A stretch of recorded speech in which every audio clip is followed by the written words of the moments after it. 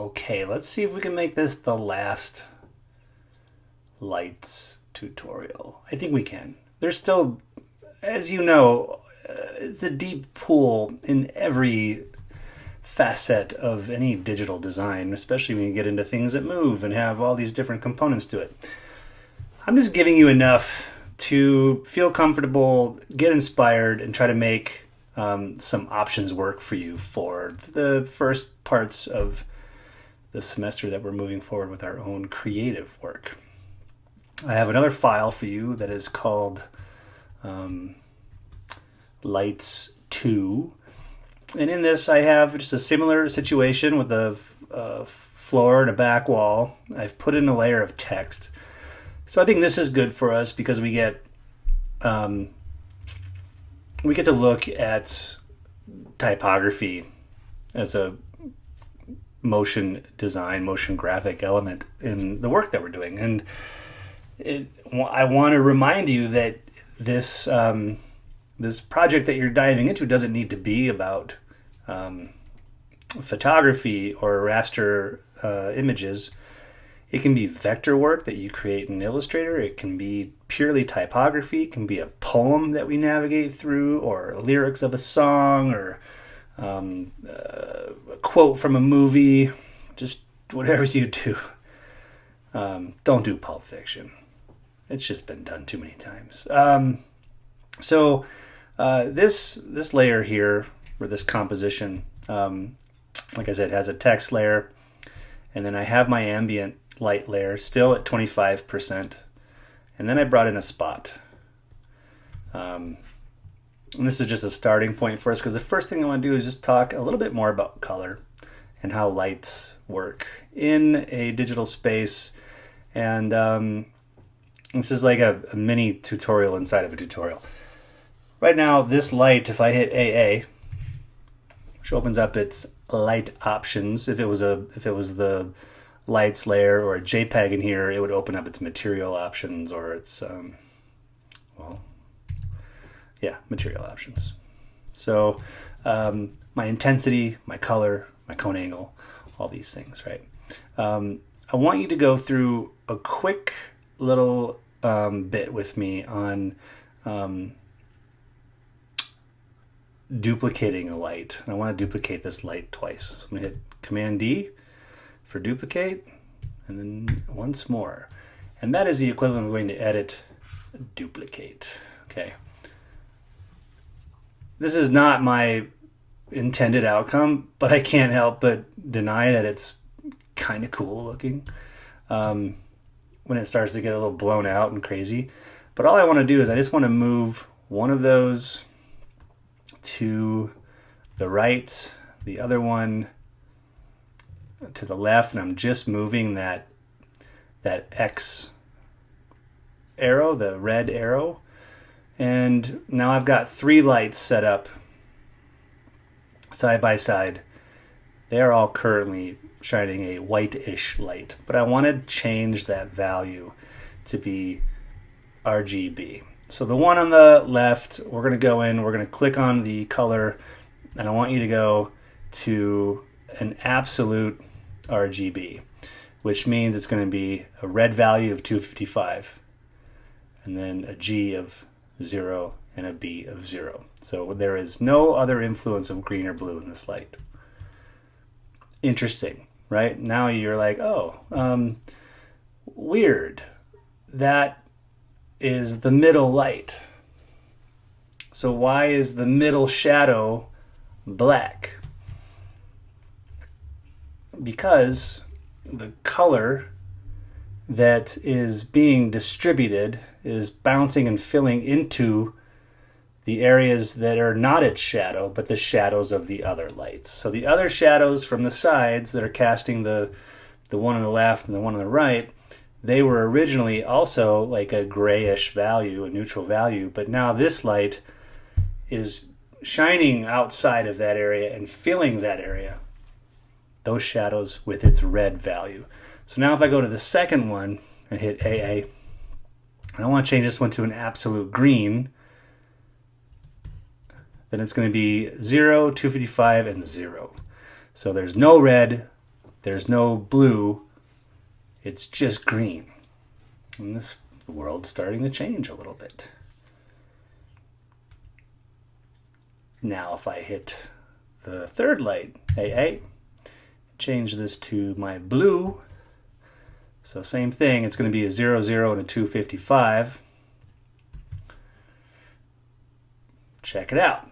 This is cool. So this is additive light, because that's the way that these digital scenarios work with lights. And if you've done work on stage or in theater, then you might start to understand a little bit of how lights work together.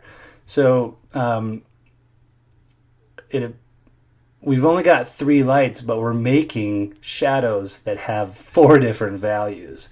That is because the combination of these lights at different intervals, the RGB creates CMY, and then K, and the K is the light that is on the rest of the stage looks actually now back to a somewhat balanced white light, or like variations of it. Kind of has a little bit of a warmer edge to the left and a little bit of a cooler edge to the right, and that's just because of the distribution of those lights. If we put them in the exact same spot again, then the scenario would change. So it's really kind of cool seeing how light can interact with each other and influence. You're going to go this way just so I can see these even more. And influence what is happening to the environment around us in this virtual space. So there's my CMY. And then the K, like I said, is sort of the combination of these things in the middle. Now, I did mention that if you were to put these things together, and I'm going to get them as close as I can just manually.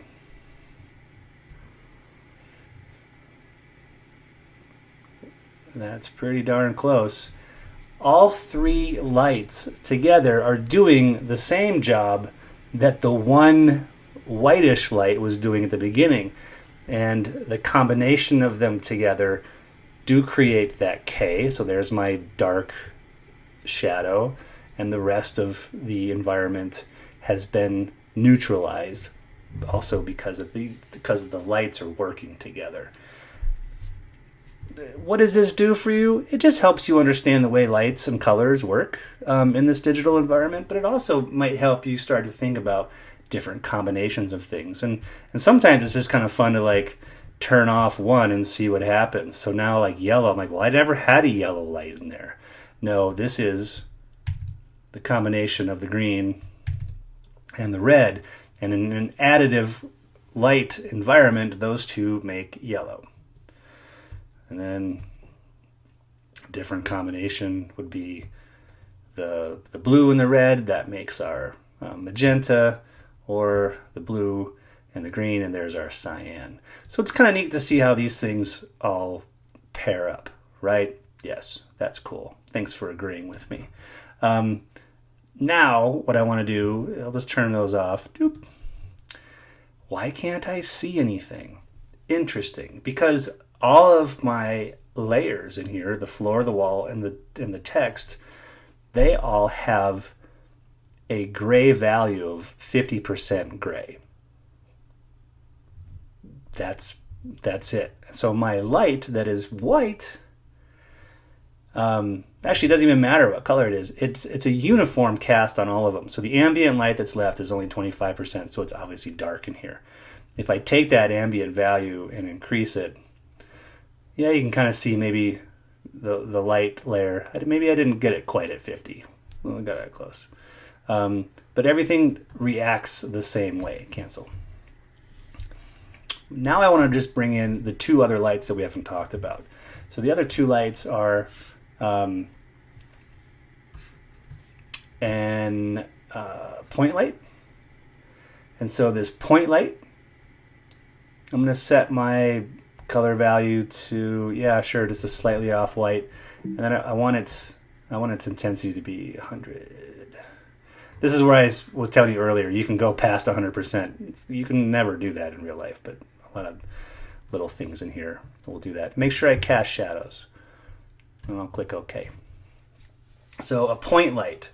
A point light is like a light bulb that is just hanging on a wire. It will cast light in all directions. What we don't totally understand right now is that it is casting light toward us and toward the left and the right and so on.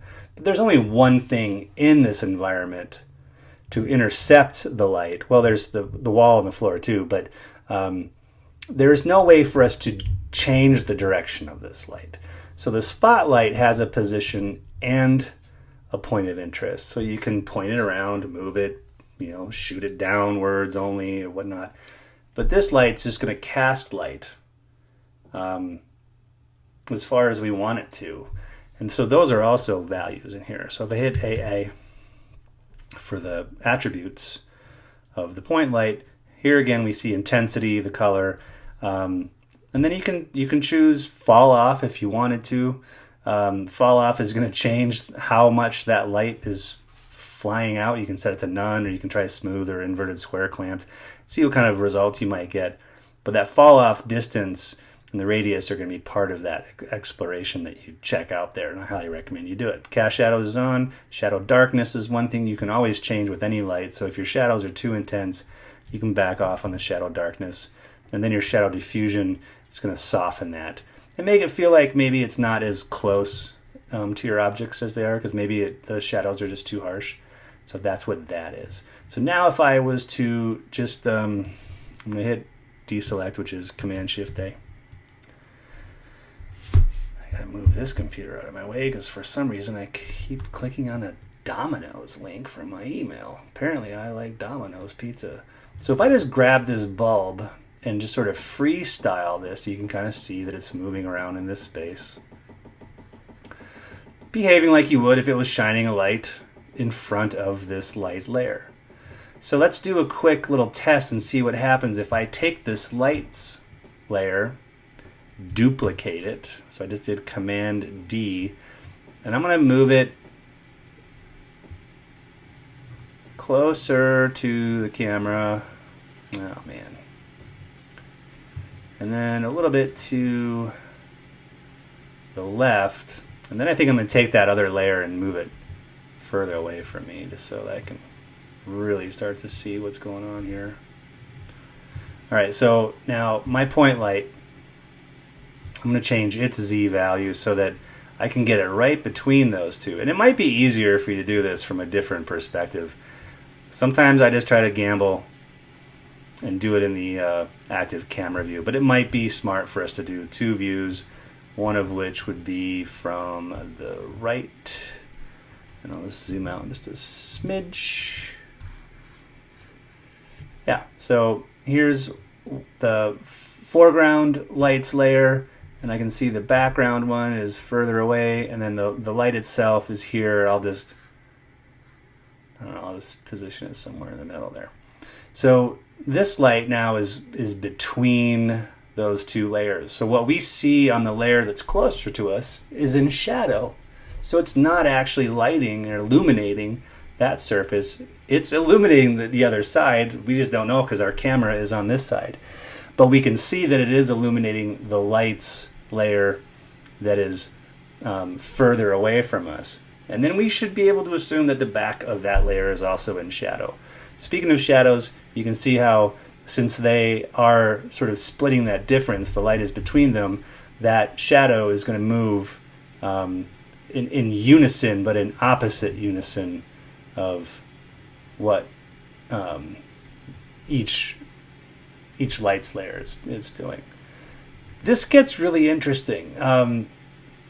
It can be really fun. If I wanted to add another lights layer and I duplicate this one and I shove it more like right where the light is, but then I move it over here and then I rotate it on its X a little bit. I don't know how far I want to rotate it. I'll open it up a little bit just so we can see it. Then we can see that it's illuminating this one, it's illuminating this, it would be illuminating the other side of this one, but they're all casting shadows in different directions. And that's the magic of the point light. It's omnidirectional. So, Obviously height is going to play a factor as far as its dramatic shadow cast, or the higher up, the more like sunlight it might feel. So, however, you never get really shadows spread out like that from the sun, so it doesn't totally work, but you get the idea. It could be a bulb in the cellar room, and it's illuminating, I don't know, photographs that have been developed on a line. Where did that come from? So this light being omnidirectional, and the fact that you can have some good freedom as far as how it moves around, you can get some really cool reactions as what to the shadows and that environment and how it responds. Now I'm on this side of everything, and I get these monolithic backlit things, except for that one that's currently being lit, and so on. So real quickly, you start to see the power of that point light. I'm gonna just turn it off and then talk about the next one. And I don't need two windows for this, so I'll go back to one view, and you're going to be in my active camera, and I want to zoom in just a bit so I can see you, barely see you. So my last light is the parallel light. And the parallel light, I'll leave it that value, and 100 and cast shadows, great. So this light has, if you open up the transform, it has a point of interest and a position. So you can change that point of interest and its position to create a universal directional light. So this ends up really being the sun, let's just say. The sun is always over there, and everything is going to cast a shadow at pretty much at the same angle, depending on how close they are, spread out and whatnot. But so if you're trying to simulate a real far away universal light like the sun, then the paralight is your hero here. It'll have zero change as to its location once you set up the relationship between point of interest and its position, as long as you're moving it on stage. So look, I'm moving it left or right. The shadows, they don't move. I move it up or down, the shadows don't move. But what it depends on is that relationship between its position and, oh look, you can see the shadows being cast onto the other layer. That's cool. I haven't even talked about that yet. So this is, like I said, that equivalent of the sun. And it doesn't matter how far away it is in Z either. It's going to be the same registration of light cast at a certain angle. It's how you might animate it and its point of interest over time if you want to simulate like the sun changing through a time lapse on the day or something like that. Light options for the parallel light are a little pared down from, say, a spotlight, but still has things you can do to change your shadow darkness, but there is no diffusion. There is a fall off you can play with, and there's color and intensity. So you can play with all of these lights in tandem. In fact, you're almost always going to have the ambient light, like I had said, because it's just sort of a starting point, and then you're going to use these other lights to start to sculpt and fill in color, create the mood that you're trying to look for with these things. So lots of fun. And then I'll also submit a few nerdy things about lights where you can kind of simulate some cool tricks, use null objects, etc. But this is all worth doing some investigative work and playing and seeing what the difference is and how they might benefit you in your own work. Cool. All right. Thanks.